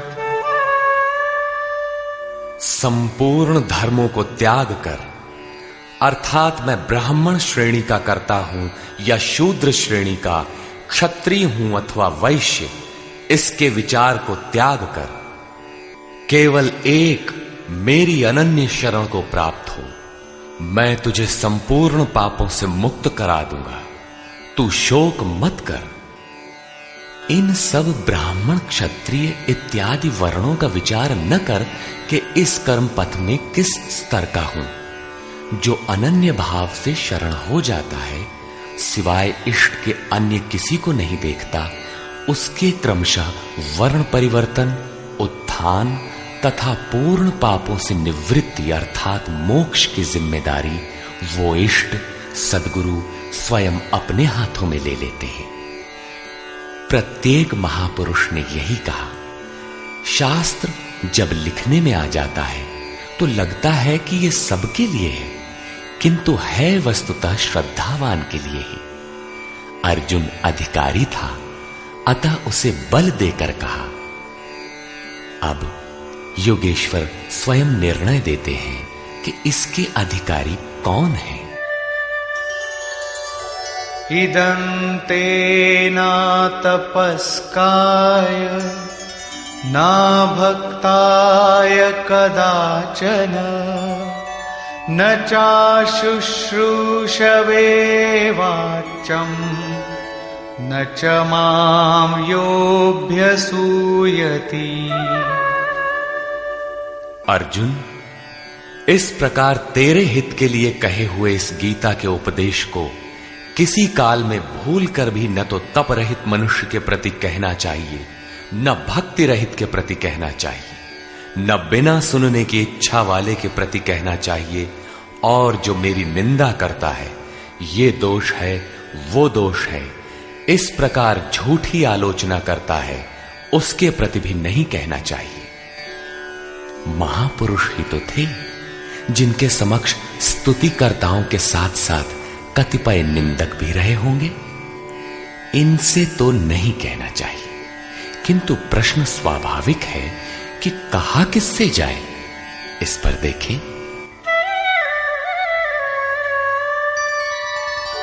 यैमं परमं गुह्यं मद्भक्तेष्वभिधास्यति भक्तिं मयि परां कृत्वा मामे वैष्यत्य संशयः।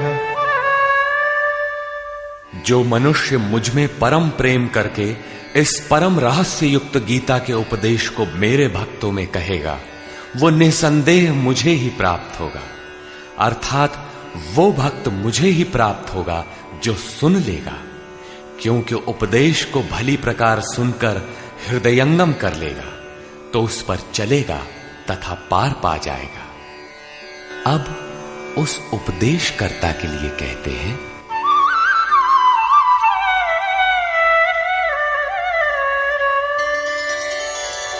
न च तस्मान् मनुष्येषु कश्चिन्मे प्रियकृत्तमः भविता न च मे तस्माद् अन्यः प्रियतरो भुवि। न तो उससे बढ़कर मेरा अतिशय प्रिय कार्य करने वाला मनुष्यों में कोई है, और न उससे बढ़कर मेरा अत्यंत प्यारा पृथ्वी में दूसरा कोई होगा। किससे? जो मेरे भक्तों में मेरा उपदेश करेगा, उनको उधर उस पथ पर चलाएगा, क्योंकि कल्याण का यही एक स्रोत है, राजमार्ग है। अब देखें अध्ययन।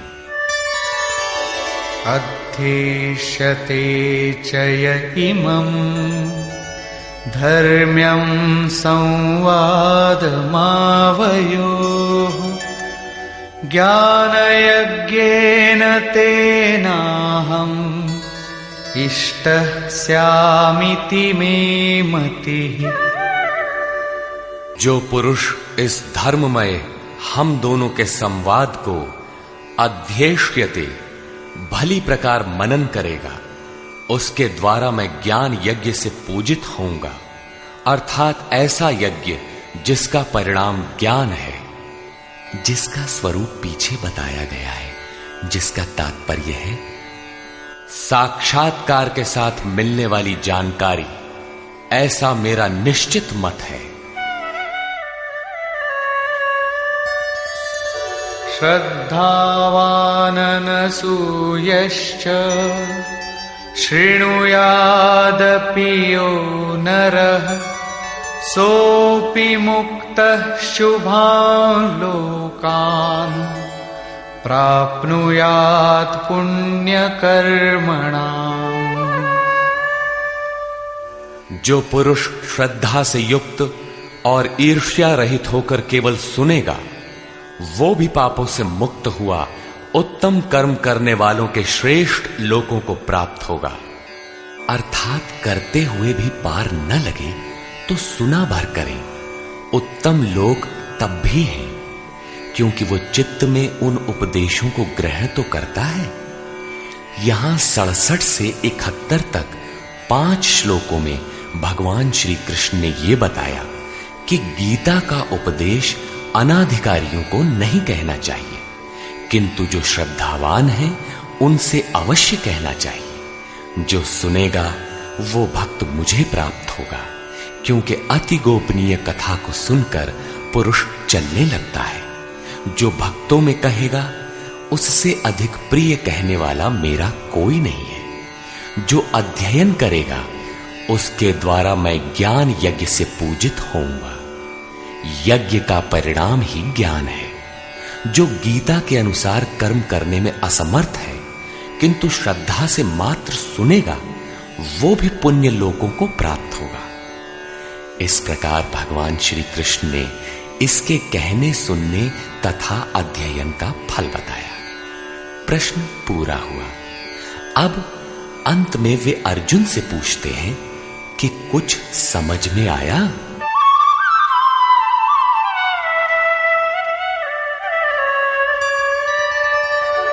कच्चिदेतच्छ्रितं पार्थ त्वयैकाग्रेण चेतसा कच्चिदज्ञानसम्मोहः प्रनष्टस्ते धनञ्जय।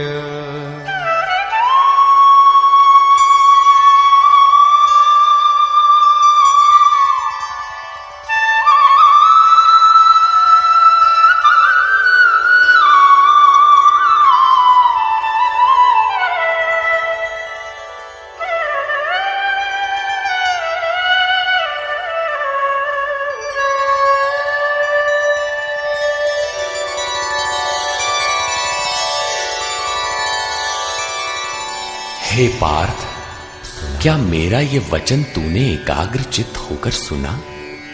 क्या तेरा अज्ञान से उत्पन्न मोह नष्ट हुआ? इस पर अर्जुन बोला, अर्जुना उवाच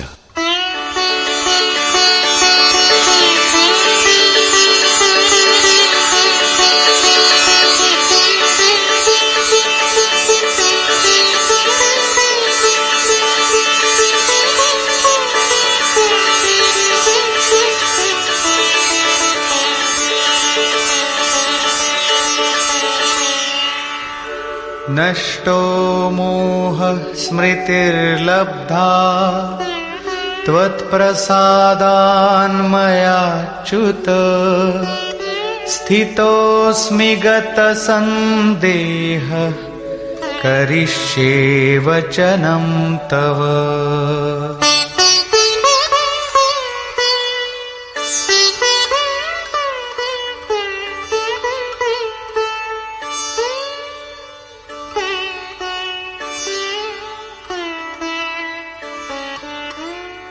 च्युत अर्थात जो सत्य से कभी च्युत नहीं होते। आपकी कृपा से मेरा मोह नष्ट हो गया है, मुझे स्मृति प्राप्त हुई है, मुझे याद है, अब मैं संशय रहित हुआ स्थित हूं और आपकी आज्ञा का पालन करूंगा।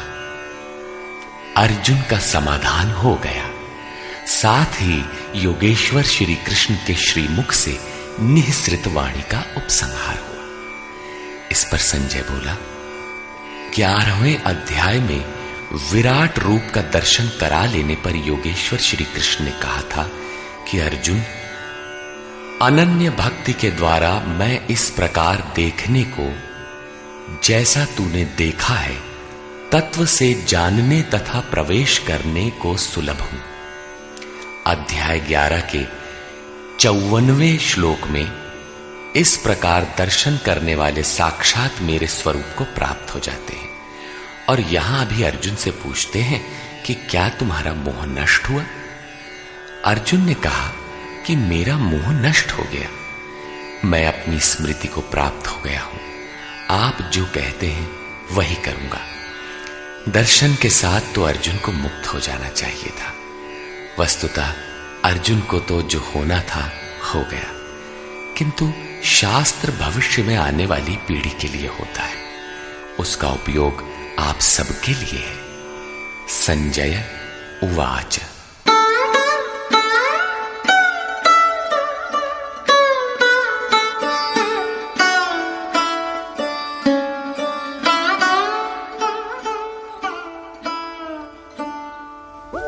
इत्यहं वासुदेवस्य पार्थस्य च महात्मनः संवादमिममश्रौषम् अद्भुतं रोमहर्षणम्। इस प्रकार मैंने वासुदेव और महात्मा अर्जुन, अर्थात अर्जुन एक महात्मा है, योगी है, साधक है, न कि कोई धनुर्धर जो मारने के लिए खड़ा हो। अतः महात्मा अर्जुन के इस विलक्षण और रोमांचकारी संवाद को सुना। आप में सुनने की क्षमता कैसे आई? आगे कहते हैं, व्यासप्रसादात् श्रितवान् एतद्गुह्यमहं परम् योगं योगेश्वरात् कृष्णात् साक्षात् कथयतः स्वयं। श्री व्यास जी की कृपा से, उनकी दी हुई दृष्टि से मैंने इस परम गोपनीय योग को साक्षात कहते हुए स्वयं योगेश्वर श्री कृष्ण से सुना है। संजय श्री कृष्ण को योगेश्वर मानता है। जो स्वयं योगी हो और दूसरों को भी योग प्रदान करने की क्षमता रखता हो, वो योगेश्वर है। राजन् संस्मृत्य संस्मृत्य संवादमिममद्भुतम् केशवार्जुनयोः पुण्यम् हृष्यामि च मुहुर्मुहुः। हे राजन धृतराष्ट्र, केशव और अर्जुन के इस परम कल्याणकारक और अद्भुत संवाद को पुनः स्मरण करके मैं बारंबार हर्षित हो रहा हूं। अतः इस संवाद को सदैव स्मरण करना चाहिए और इसी स्मृति से प्रसन्न रहना चाहिए। अब उनके स्वरूप का स्मरण कर संजय कहते हैं,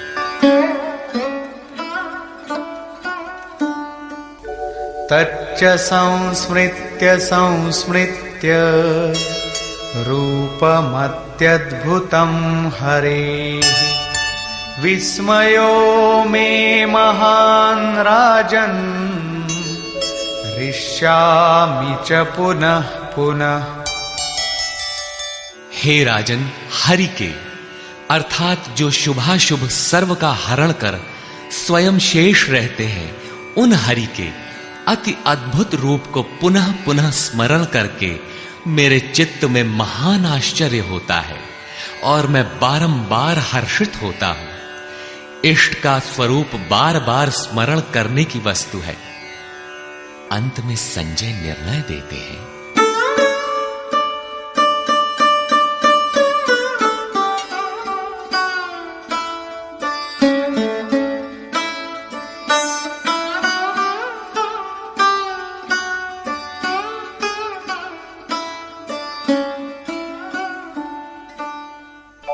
यत्र योगेश्वरः कृष्णो यत्र पार्थो धनुर्धरः तत्र श्रीर्विजयो भूतिः ध्रुवा नीतिर्मतिर्मम। तत्र श्रीर्विजयो भूतिः ध्रुवा नीतिर्मतिर्मम।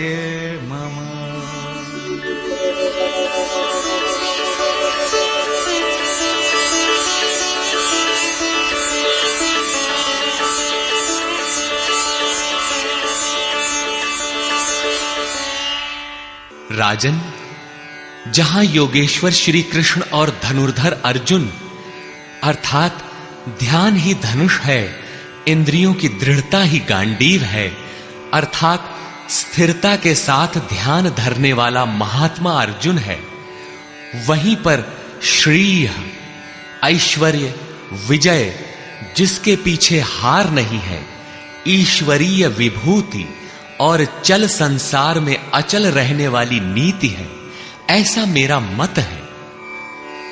आज तो धनुर्धर अर्जुन है नहीं, ये नीति विजय विभूति तो अर्जुन तक सीमित रह गई, तत्सामयिक थी यह तो द्वापर में ही समाप्त हो गई। लेकिन ऐसी बात नहीं है। योगेश्वर श्री कृष्ण ने बताया कि मैं सबके हृदय देश में निवास करता हूं, आपके हृदय में भी वे हैं। अनुराग ही अर्जुन है। अनुराग आपके अंतःकरण की इष्टोन्मुख लगन का नाम है। यदि ऐसा अनुराग आप में है तो सदैव वास्तविक विजय है और अचल स्थिति दिलाने वाली नीति भी सदैव रहेगी, न कि कभी थी। जब तक प्राणी रहेंगे परमात्मा का निवास उनके हृदय देश में रहेगा। विकल आत्मा उसे पाने का इच्छुक होगा और उनमें से जिसके भी हृदय में उसे पाने का अनुराग उमड़ेगा वही अर्जुन की श्रेणी वाला होगा, क्योंकि अनुराग ही अर्जुन है। अतः मानव मात्र इसका प्रत्याशी बन सकता है। निष्कर्ष, यह गीता का समापन अध्याय है। आरंभ में ही अर्जुन का प्रश्न है, प्रभु मैं त्याग और सन्यास के भेद और स्वरूप को जानना चाहता हूं। योगेश्वर श्री कृष्ण ने इस पर प्रचलित 4 मतों की चर्चा की। इनमें एक सही भी था।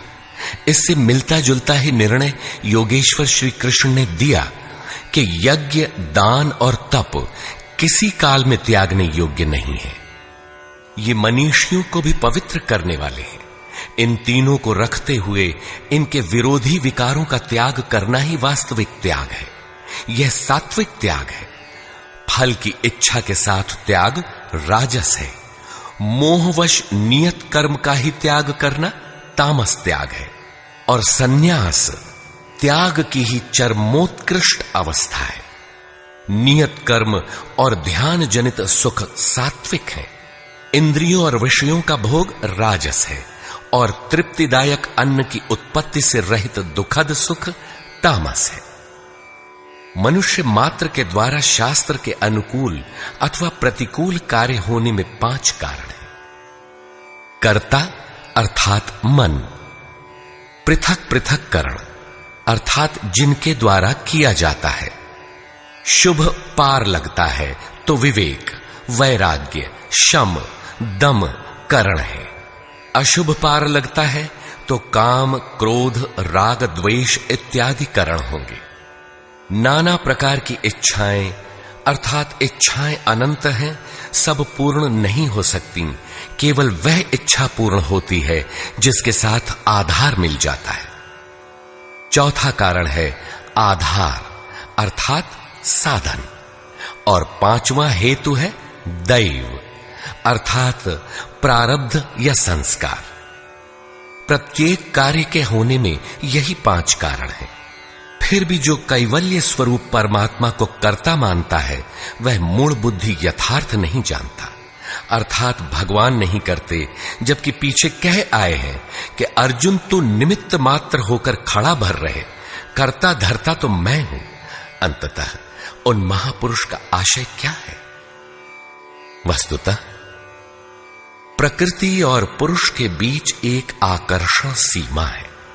जब तक मनुष्य प्रकृति में बरतता है तब तक माया प्रेरणा करती है, और जब वह इससे ऊपर उठकर इष्ट को समर्पित हो जाता है और वह इष्ट जब हृदय देश से रथी हो जाता है फिर भगवान करते हैं। ऐसे स्तर पर अर्जुन था, संजय भी था, और सबके लिए इस अर्थात कक्षा में पहुंचने का विधान है। अतः यहां भगवान प्रेरणा करते हैं। पूर्ण ज्ञाता महापुरुष, जानने की विधि और ज्ञेय परमात्मा, इन तीनों के संयोग से कर्म की प्रेरणा मिलती है। इसलिए किसी अनुभवी महापुरुष अर्थात सद्गुरु के सानिध्य में समझने का प्रयास करना चाहिए। वर्ण व्यवस्था के प्रश्न को चौथी बार लेते हुए योगेश्वर श्री कृष्ण ने बताया कि इंद्रियों का दमन, मन का शमन, एकाग्रता, शरीर, वाणी और मन को इष्ट के अनुरूप तपाना, ईश्वरीय जानकारी का संचार, ईश्वरीय निर्देशन पर चलने की क्षमता इत्यादि ब्रह्म में प्रवेश दिलाने वाली योग्यताएं ब्राह्मण श्रेणी के कर्म है। शौर्य, पीछे न हटने का स्वभाव, सब भावों पर स्वामी भाव, कर्म में प्रवृत्त होने की दक्षता क्षत्रिय श्रेणी का कर्म है। इंद्रियों का संरक्षण, आत्मिक संपत्ति का संवर्धन इत्यादि वैश्य श्रेणी के कर्म है, और परिचर्या शूद्र श्रेणी का कर्म है। शूद्र का अर्थ है अल्पज्ञ। अल्पज्ञ साधक जो नियत कर्म चिंतन में 2 घंटे बैठकर 10 मिनट भी अपने पक्ष में नहीं पाता। शरीर अवश्य बैठा है, लेकिन जिस मन को टिकना चाहिए वह तो हवा से बातें कर रहा है। ऐसे साधक का कल्याण कैसे हो? उसे अपने से उन्नत अवस्था वालों की अथवा सद्गुरु की सेवा करनी चाहिए। शनैः शनैः उसमें भी संस्कारों का सृजन होगा, वह गति पकड़ लेगा। अतः इस अल्पज्ञ का कर्म सेवा से ही प्रारंभ होगा। कर्म एक ही है, नियत कर्म, चिंतन। उसके कर्ता की 4 श्रेणियां अति उत्तम, उत्तम, मध्यम और निकृष्ट ही ब्राह्मण, क्षत्रिय, वैश्य और शूद्र हैं। मनुष्य को नहीं बल्कि गुणों के माध्यम से कर्म को 4 भागों में बांटा गया। गीतोक्त वर्ण इतने में ही है। तत्व को स्पष्ट करते हुए उन्होंने कहा कि अर्जुन, उस परम सिद्धि की विधि बताऊंगा जो ज्ञान की परानिष्ठा है। विवेक, वैराग्य, शम, दम, धारावाही चिंतन और ध्यान की प्रवृत्ति इत्यादि ब्रह्म में प्रवेश दिला देने वाली सारी योग्यताएं जब परिपक्व हो जाती हैं और काम, क्रोध, मोह, राग, द्वेषादि प्रकृति में घसीट कर रखने वाली प्रवृत्तियां जब पूर्णतः शांत हो जाती हैं, उस समय वह व्यक्ति ब्रह्म को जानने योग्य होता है। उसी योग्यता का नाम पराभक्ति है। पराभक्ति के द्वारा ही वह तत्व को जानता है। तत्व है क्या? तो बताया, मैं जो हूं, जिन विभूतियों से युक्त हूं, उसको जानता है। अर्थात परमात्मा जो है अव्यक्त, शाश्वत, अपरिवर्तनशील, जिन अलौकिक गुण धर्मों वाला है, उसे जानता है, और जानकर वह तत्क्षण मुझ में स्थित हो जाता है। अतः तत्व है परम तत्व, न कि 5 या 25 तत्व। प्राप्ति के साथ आत्मा उसी स्वरूप में स्थित हो जाता है, उन्हीं गुण धर्मों से युक्त हो जाता है। ईश्वर का निवास बताते हुए योगेश्वर श्री कृष्ण ने कहा, अर्जुन, वह ईश्वर संपूर्ण भूतों के हृदय देश में निवास करता है, किंतु माया रूपी यंत्र में आरूढ़ होकर लोग भटक रहे हैं, इसलिए नहीं जानते। अतः अर्जुन, तू हृदय में स्थित उस ईश्वर की शरण जा। इससे भी गोपनीय एक रहस्य और है कि संपूर्ण धर्मों की चिंता छोड़कर तू मेरी शरण में आ, तू मुझे प्राप्त होगा। यह रहस्य अनाधिकारी से नहीं कहना चाहिए, जो भक्त नहीं है उससे नहीं कहना चाहिए, लेकिन जो भक्त है उससे अवश्य कहना चाहिए। उससे दुराव रखें तो उसका कल्याण कैसे होगा? अंत में योगेश्वर श्री कृष्ण ने पूछा, अर्जुन, मैंने जो कुछ कहा उसे तूने भली प्रकार सुना, समझा? तुम्हारा मोह नष्ट हुआ कि नहीं? अर्जुन ने कहा, भगवान, मेरा मोह नष्ट हो गया है। मैं अपनी स्मृति को प्राप्त हो गया हूं। आप जो कुछ कहते हैं वही सत्य है और अब मैं वही करूंगा। संजय, जिसने इन दोनों के संवाद को भली प्रकार सुना है, अपना निर्णय देता है कि श्री कृष्ण महायोगेश्वर और अर्जुन एक महात्मा है। उनका संवाद बारंबार स्मरण कर वह हर्षित हो रहा है, अतः इसका स्मरण करते रहना चाहिए। उन हरि के रूप को याद करके भी वह बारंबार हर्षित होता है, अतः बारंबार स्वरूप का स्मरण करते रहना चाहिए। ध्यान करते रहना चाहिए। जहां योगेश्वर श्री कृष्ण हैं और जहां महात्मा अर्जुन हैं, वहीं श्री है। विजय, विभूति और ध्रुव नीति भी वही है। सृष्टि की नीतियां आज हैं तो कल बदलेंगी। ध्रुव तो एकमात्र परमात्मा है। उसमें प्रवेश दिलाने वाली नीति ध्रुव नीति भी वही है। यदि श्री कृष्ण और अर्जुन को द्वापर कालीन व्यक्ति विशेष मान लिया जाए, तब तो आज न अर्जुन है और न श्री कृष्ण। आपको न विजय मिलनी चाहिए और न विभूति, तब तो गीता आपके लिए व्यर्थ है। लेकिन नहीं, श्री कृष्ण एक योगी थे। अनुराग से पूरित हृदय वाला महात्मा ही अर्जुन है। ये सदैव रहते हैं और रहेंगे। श्री कृष्ण ने अपना परिचय देते हुए कहा कि मैं हूं तो अव्यक्त, लेकिन जिस भाव को प्राप्त हूं वह ईश्वर सबके हृदय देश में निवास करता है। वह सदैव है और रहेगा। सबको उसकी शरण जाना है। शरण जाने वाला ही महात्मा है, अनुरागी है, और अनुराग ही अर्जुन है। इसके लिए किसी स्थित प्रज्ञ महापुरुष की शरण जाना नितांत आवश्यक है, क्योंकि वही इसके प्रेरक हैं।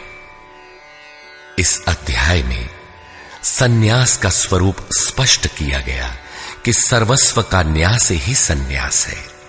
केवल बाना धारण कर लेना सन्यास नहीं है, बल्कि इसके साथ एकांत का सेवन करते हुए नियत कर्म में अपनी शक्ति समझकर अथवा समर्पण के साथ सतत प्रयत्न अपरिहार्य है। प्राप्ति के साथ संपूर्ण कर्मों का त्याग ही सन्यास है, जो मोक्ष का पर्याय है। यही सन्यास की पराकाष्ठा है। अतः ओम तत्सदिति श्रीमद्भगवद गीता सूपनिषत्सु ब्रह्म विद्यायाम योग शास्त्रे श्री कृष्णार्जुन संवादे संन्यास योगो नाम 18 अध्याय। इस प्रकार स्वामी अड़गड़ानंद कृत श्रीमद् भगवद गीता के भाष्य यथार्थ गीता का 18वां अध्याय पूर्ण होता है। हरि ओम तत्सत।